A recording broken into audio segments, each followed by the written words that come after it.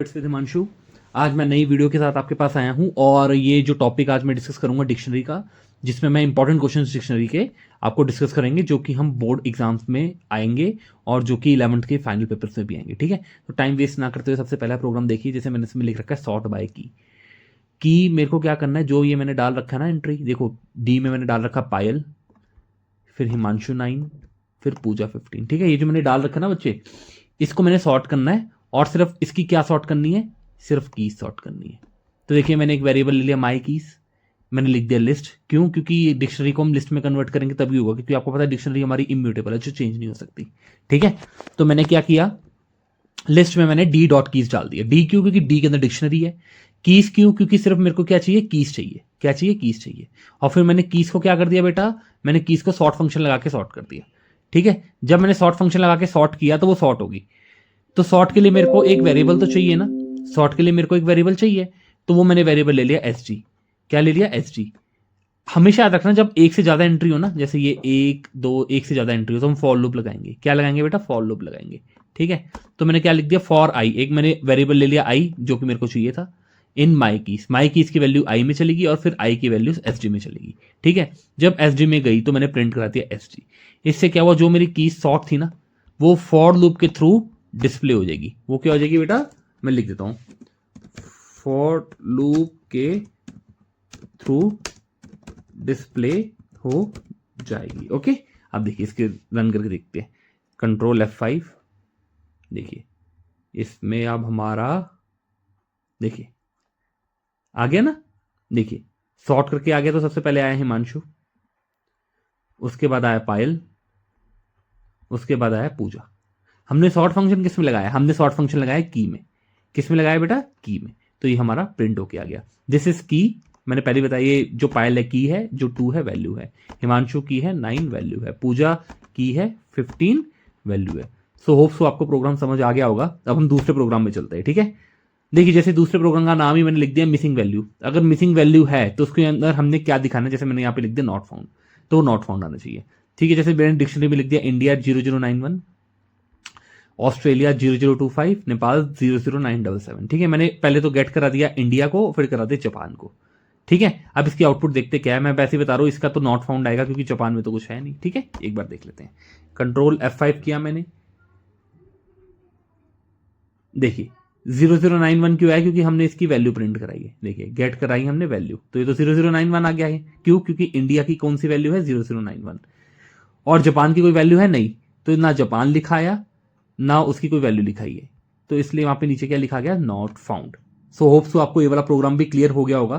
कोई भी डाउट होगा तो आप मेरे से पूछ सकते हैं। ठीक है, थर्ड आ गया मल्टीपल आइटम्स। मल्टीपल आइटम्स का मतलब कि हमने मल्टीपल आइटम्स प्रिंट करके दिखानी है। देखिए मैंने यहाँ पे लिख दिया comment, Python code to demonstrate a dictionary with multiple inputs ऐसा की। मैंने मल्टीपल इनपुट्स ऐसा की मानी और उसमें डेमोन्स्ट्रेट किया कि ये डिक्शनरी होगी। ठीक है, तो यहाँ पे देखिए मैंने सबसे पहले ना इंपोर्ट फंक्शन लगाया। क्या लगाया? Import random and S R N. Random पता क्या करता है, random shuffles the value according to the situation given by user. Okay, जो यूजर देगा ना उसके हिसाब से ये सारी वैल्यू प्रिंट करा देगा। ठीक है बेटा, रैंडम हमने यूज कर लिया। रैंडम पता है किधर से आया है?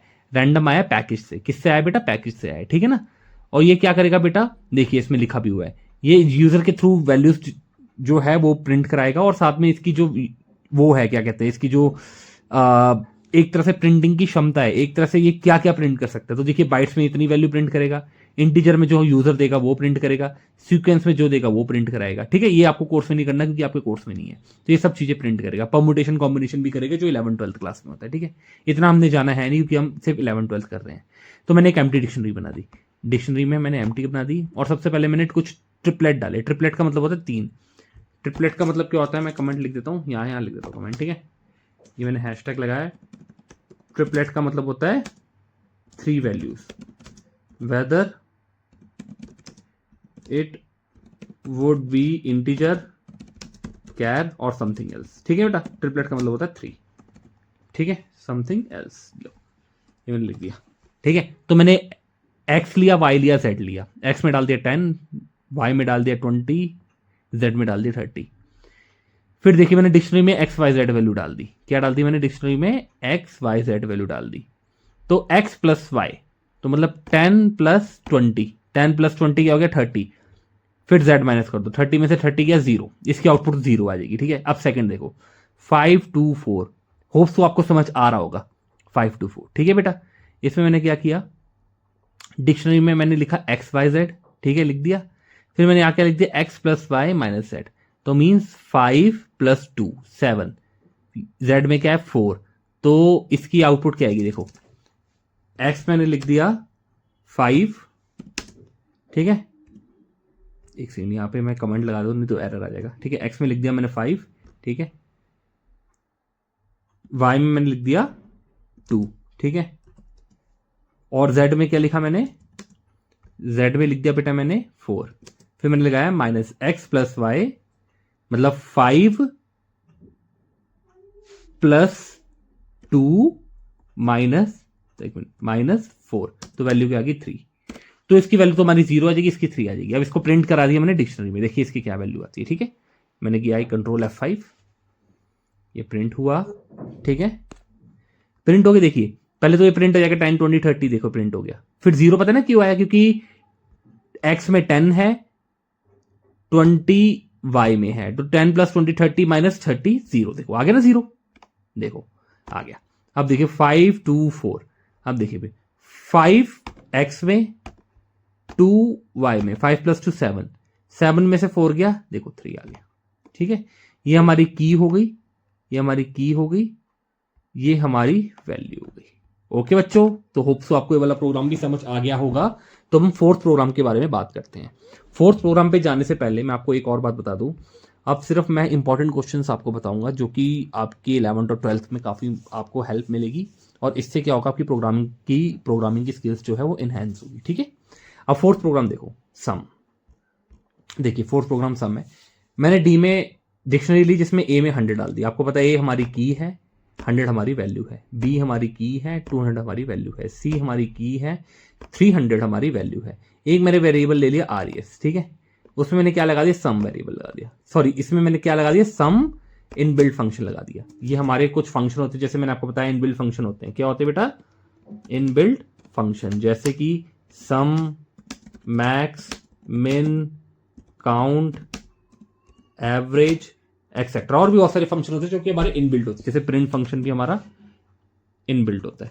ठीक है, तो मैंने क्या किया, सम फंक्शन लगा दिया। आपको पता है सम क्या करेगा, इन तीनों को प्लस कर देगा और सिर्फ वैल्यूज प्रिंट कराएगा। वैल्यूज क्या है? दिस इज की and this is value, this is value. तो सिर्फ क्या प्रिंट कराएगा? वैल्यू। और मैंने लिख दिया RES। क्यों? क्योंकि जो भी सम हम प्रिंट कराएंगे उसके लिए एक वेरिएबल चाहिए, खाली जगह चाहिए, वो हमारा RES आ गया। ठीक है, अब मैं जब प्रिंट RES करूंगा ना तो इसकी आउटपुट आएगी 600। जैसे इसको प्लस कर देगा, इसको प्लस कर देगा, इसको प्लस कर देगा। ठीक है, 300 को प्लस कर देगा, 200 को प्लस कर देगा, 100 को प्लस कर देगा। तो 300 प्लस 200 500, 500 प्लस 100 600। ठीक है, अब इसकी आउटपुट देखते हैं, कंट्रोल F5। देखिए 600 आ गया ना, देखिए 600 आ गया ना। क्यों? क्योंकि हमने सिर्फ वैल्यूज प्रिंट कराई है। सो होप सो आपको फोर्थ प्रोग्राम भी अच्छे से समझ आ गया होगा। तो अब हम फिफ्थ प्रोग्राम की बात करते हैं। देखिए फिफ्थ प्रोग्राम है साइज ऑफ। साइज ऑफ पता है क्या करता है? Size of number of bits बताता है कि डिक्शनरी के अंदर जो भी हमने वैल्यू डाली है ना, जैसे ये डिक्शनरी है, जैसे ये डिक्शनरी है, ठीक है, इसके अंदर हमने जो भी वैल्यू डाली है, जैसे ये वैल्यू डाली है, ये कितने बिट्स की है। ठीक है, ये हाउ मैनी बिट्स, कितने बिट्स की है, वो वैल्यूज बताएगा, वो वैल्यूज बताएगा। ठीक है, की कितनी इसमें वैल्यू है। तो मैंने D1 में A में 1 डाल दिया, B में 2 डाल दिया, C में 3 डाल दिया। साइज में मैंने लिख दिया D1 डॉट साइज ऑफ। देखिए ये क्या करेगा बेटा, जो भी हमारी ऑब्जेक्ट है, आपको पता ऑब्जेक्ट क्या होता है, जो भी हम प्रोग्रामिंग के अंदर वेरिएबल्स, कीवर्ड्स जो भी यूज करते हैं, उसको बाइट्स में दिखाएगा। किस में दिखाएगा? बाइट्स में। मैंने अभी आपको बताया कि कितनी बाइट्स है उसकी, उसमें दिखाएगा। ठीक है, तो देखिए A में 1, B में 2, C में 3, तो D1 डॉट साइज ऑफ कर दिया और प्रिंट कर दिया साइज। देखिए हमेशा याद रखना, जो पाइथन का इंटरप्रेटर है ना, वो 1 सेकंड में 5 बार वैल्यूज चेंज करता है। और जो, ठीक है मैं लिख देता हूं, Python interpreter changes the values 5 times in 1 second. Okay, अगर हम बात करें उसकी C++ या जावा की, तो वो 1 सेकंड में 10 बार चेंज करते हैं, पर वो कंपाइलर होते हैं इसलिए करते हैं। जो जितनी चीज तेज होगी ना, उतनी जल्दी वैल्यू चेंज होगी। जो जितनी चीज स्लो होगी उतनी कम वैल्यू चेंज होगी, ठीक है बेटा। अगर जो जितनी तेज चीज होगी ना, जैसे जो हमारा C++ है और जो सी लैंग्वेज है वो कंपाइलर पे काम करते हैं, तो कंपाइलर की स्पीड ना इंटरप्रेटर से मान के चलो कि 6 या 7 गुना से भी ज्यादा, मतलब बहुत ज्यादा होती है। इंटरप्रेटर की तो बहुत कम स्पीड होती है, तो इसलिए वो ज्यादा बार वैल्यू चेंज करते हैं, कम बार करते हैं, ठीक है। तो देखिए अब इसकी हम वो देखते हैं आउटपुट कितनी आती है, कंट्रोल F5 करके। देखिए 168 आ गई, ये टोटल नंबर ऑफ बाइट्स आ गई जो कि इंटरप्रेटर कैलकुलेट किया है, ठीक है ना। इंटरप्रेटर ने जो भी कैलकुलेट किया वो आ गया, ठीक है। सो ये वाला प्रोग्राम भी आपको मेरे को लगता है समझ आ गया होगा। अब हम लास्ट प्रोग्राम की बात करते हैं। ये इसका पहला पार्ट डल रहा है, इसके बाद दूसरा पार्ट डलेगा डिक्शनरी के इंपॉर्टेंट क्वेश्चंस, फिर उसके बाद मैं लिस्ट के डालूंगा, फिर मैं लूप्स के डालूंगा, फिर मैं इफ स्टेटमेंट का डालूंगा। मैं सारे के सारे जो भी मेरी लॉन्ग वीडियोस आएंगी तो उसमें सारे के सारे इंपॉर्टेंट क्वेश्चन डालूंगा, जिससे आपकी जो स्किल्स है वो इनहेंस हो जाए और आप पेपर अच्छे से कर सके और अच्छे नंबर ला सके, ठीक है। तो मैं तो यही चाहता हूँ कि आप लोगों की इसकी ट्यूशन की जरूरत भी ना पड़े कंप्यूटर साइंस की ना। जो भी आप टॉपिक है अगर आप मेरे को कंटेंट में मतलब कमेंट्स में बताएंगे ना तो मैं उस टॉपिक पे वीडियो बना दूंगा, ठीक है। सो देखिए लास्ट वीडियो में बताने चाह रहा हूँ आपको मर्जिंग की। मर्जिंग का मतलब पता है क्या होता है बेटा? जोड़ना। मैं लिख देता हूँ यहाँ पे, ठीक है। वैसे पता ही होगा सबको, पर तब भी मेरा फर्ज है तो मैं लिख देता हूँ। मर्जिंग का मतलब होता है जोड़ना, ठीक है। क्या होता है? एक स्पेलिंग गलत हो गई, जोड़ना। या फिर एक वर्ड इसका नाम और होता है, कॉनकैटिनेशन। कॉनकैटिनेशन, ठीक है ना। तो वैसे डिक्शनरी में जैसे हम लिस्ट यूज करते हैं ना बच्चों, लिस्ट में हम क्या करते हैं, जब हम लिस्ट में भी एक फंक्शन होता है concatenation operator in a list, तो उसके लिए ना हम ये प्लस फंक्शन लगाते हैं किसमें? लिस्ट में। पर इसमें हम पता है क्या लगाएंगे? इसमें हम लगाएंगे ये पाइप, ठीक है ना। जो ये पाइप दे रखी है ना बेटा, ये वाली जो पाइप दे रखी है ये लगाएंगे इसमें, ठीक है। तो हमेशा याद रखना जब भी हम डिक्शनरी की कॉनकैटिनेशन या मर्जिंग करेंगे तो हम ये पाइप लगाएंगे। तो पहला मेथड हो गया। दूसरा मेथड देखो ये है अनपैकिंग। इसको बोलते हैं डिक्शनरी अनपैकिंग, ओके। इसको बोलते हैं डिक्शनरी अनपैकिंग। तो ये एक और तरीका भी है वैसे तो, चलो अब मैं बताना तो नहीं चाहता क्योंकि तुम्हारे कोर्स में नहीं है। एक लैम्डा फंक्शन करके भी होता है बेटा, ठीक है ना, वो तुम ग्रेजुएशन में पढ़ोगे। उससे भी क्या करते हैं हम, जो ये हमारी वैल्यूज है ना इसको मर्ज कर देते हैं, ठीक है। लैम्डा फंक्शन का मैंने प्रोग्राम बताया नहीं, मैंने 2 प्रोग्राम बताए हैं, ठीक है। इसको मैंने कमेंट बना दिया ताकि एरर ना आए और सिर्फ ये प्रोग्राम रन हो। पहले मैं आपको ये प्रोग्राम रन करके दिखाता हूँ थ्रू पाइप ऑपरेटर, फिर मैं आपको ये प्रोग्राम रन करके दिखाता हूँ थ्रू डिक्शनरी अनपैकिंग करके, ठीक है। तो देखिए मैंने एक्स में 1 डाल दिया, वाई में 2 डाल दिया, इधर भी वाई में 3 डाल दिया और जेड में 4 डाल दिया, ठीक है। तो देखिए हमेशा याद रखना ये जो पाइप है ना ये ना डुप्लीकेट वैल्यूज को अलाउ नहीं करता। ये सिर्फ वही वैल्यू प्रिंट कराएगा जो कि सबसे अपडेटेड वाली होगी।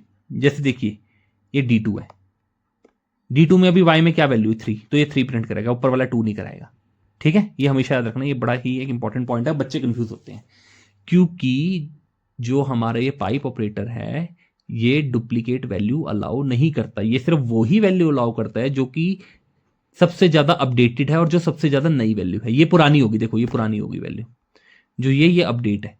तो जो वैल्यू 3 है ना वो D3 में चली जाएगी, तो इसकी आउटपुट आएगी x की 1, y की 3, z की 4, ठीक है। प्रिंट D3 करके, ठीक है। चलो अब हम एक बार आउटपुट भी रन करके देख लेते हैं। ये देखिए, देखिए x की वैल्यू 1, देखिए x की वैल्यू 1, ठीक है। y की वैल्यू 2 नहीं आई, 3 आई है। y की वैल्यू 3, देखिए y की वैल्यू 3, ठीक है। z की वैल्यू 4, देखिए z की वैल्यू 4 आ गई, ठीक है ना बच्चों। मेरे को लग रहा होगा कि आप समझ गए हुए बात, ठीक है। नहीं समझे होंगे तो कमेंट में मेरे को कुछ भी लिख देना कि मैं नहीं समझा, या फिर कोई भी प्रोग्राम का बता देना, मैं उसकी अलग से वीडियो बना के डाल दूंगा, ठीक है। अब देखिए, अब मैं जरा पहले इन सबको कमेंट्स में ले लूं, ठीक है। मैं आपको नीचे वाला प्रोग्राम रन करके दिखाऊंगा आपको। ये भी मैंने कमेंट, एक सेकेंड ये आ गया क्योंकि हाँ ये भी कमेंट में ले लिया, ठीक है। ये भी मैंने कमेंट कर दिया और ये भी मैंने कमेंट कर दिया, ठीक है। अब इसके मैं कमेंट हटाता हूं, इससे पता क्या होगा, वो जो है वो कमेंट हो जाएंगे। आपको पता है कमेंट से एरर आता नहीं। अब जब मैं इसको हटाऊंगा ना तो क्या होगा, ये प्रोग्राम रन कर जाएगा। देखो D3, ये देखो, ठीक है ना। ये देखो ये एरर क्यों आ गया, क्योंकि मैंने कमेंट नहीं किया, ये कमेंट कर दिया। अब देखो ये एरर चला गया, ठीक है ना। हाँ देखो अब कोई एरर नहीं है, ठीक है ना। अब ये देखो इधर मैं ऐसे क्लिक करूंगा ना, ये देखो एरर आ गया, ये देखो एरर आ गया ना। पता है क्यों आए एरर? इसको बोलते हैं, ये एरर को पता क्या बोलते हैं हम? ये बहुत आसान एरर होता है पर कुछ कुछ बच्चे समझ नहीं पाते। इसको बोलते हैं इंडेंटेशन एरर। एक मिनट में लिख देता हूं, ये बहुत ही बेसिक चीज है, इंडेंटेशन एरर। ये वो एरर होता है जब हमने लाइन वाइज नहीं लिखा होता। अब देखो इसको लाइन वाइज लिखूं, इसको मैं बिल्कुल बराबर करूंगा ना तो इंडेंटेशन एरर रिमूव हो जाएगा। ठीक है, होप तो आपको समझ आ गया होगा। और ये प्रोग्रामिंग करके देखनी है आपको जो भी आप प्रोग्राम बनाओगे। ठीक है, चलिए अब बिना टाइम वेस्ट किए इसकी भी आउटपुट देख लेते हैं एक बार। Control F5। देखिए वही x की वैल्यू 1, देखिए x की वैल्यू 1, ठीक है, y की वैल्यू 3, देखिए y की वैल्यू 3, z की वैल्यू 4। ठीक है, ऊपर तो पाइप ऑपरेटर था जिसने क्या किया कि इन दोनों को मर्ज कर दिया, कॉन्कैट कर दिया। इधर क्या किया, देखो 2 स्टार लगा रखे हैं ना मैंने ऊपर और कोमा करके 2 स्टार। इसका मतलब था डिक्शनरी अनपैकिंग। ये फॉर्मूला है, this is a formula for unpacking the values of dictionary. ठीक है ना बेटा, तो इससे क्या होगा, जो भी हमारी वैल्यू होगी वो अनपैक हो जाएगी और हमारी जो आउटपुट है वो ऐसे करके हमारी आ जाएगी। तो बस आज के लिए फिलहाल इतना ही। ठीक है ना, होप सो मेरे को लग रहा है कि आपको समझ आ रहा होगा और आप लोग बहुत प्यार दे रहे हैं इस चैनल को, उसके लिए थैंक यू सो मच। और लोगों के लिए तो चलो ऐसे लगेगा कि अभी तो मैंने स्टार्टिंग करी है, बट तब भी मेरे को कुछ लोगों के कमेंट आते हैं कि जिससे मेरे को बहुत ज्यादा मोटिवेशन मिलती है। भले एक का कमेंट है, अगर मेरे को एक का भी कमेंट आएगा ना तब भी मेरे को बहुत अच्छा लगेगा कि हाँ मेरे को मोटिवेशन मिली है, तो मैं ऐसी वीडियोस और डालूंगा। ठीक है, so thank you students for liking my channel. So please like, share and subscribe to my channel bits with Himanshu. Thank you so much.